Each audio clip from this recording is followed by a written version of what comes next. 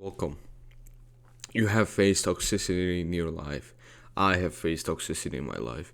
And the most successful people have faced toxicity in their lives. But they managed to, cut them off. I've managed to cut them off. And what's, holding you back?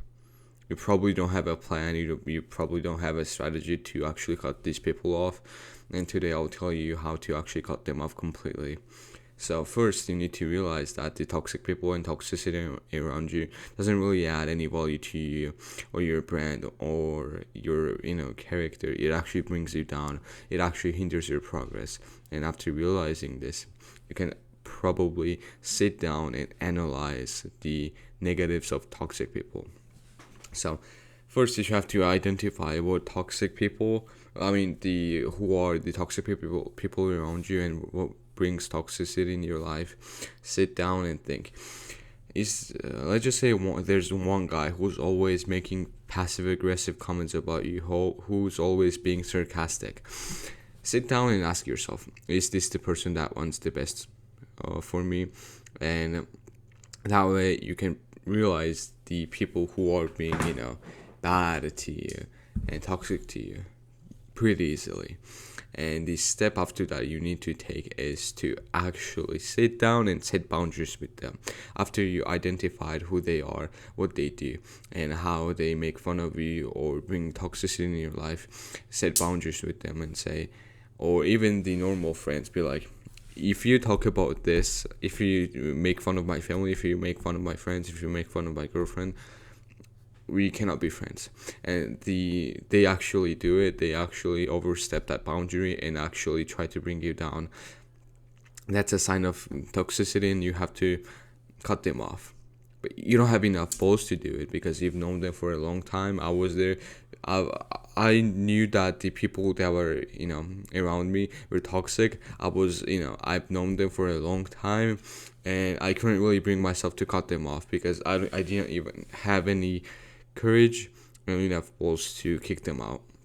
And after I shifted my mindset, I found out that you have to look at it this way.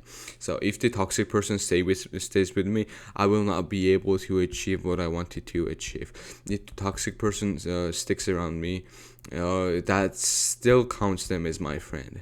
And I don't want the person who's always making fun of me, who's always making toxic comments about me, actually see my achievements and call them my friend, call them my acquaintance, and so on, right?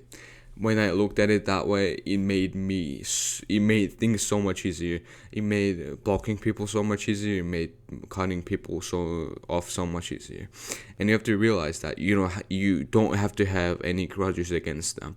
You have to cut the grudges off, because look, you're not any better if you have any grudges against someone. If you're not any better if you're mad at someone all the time.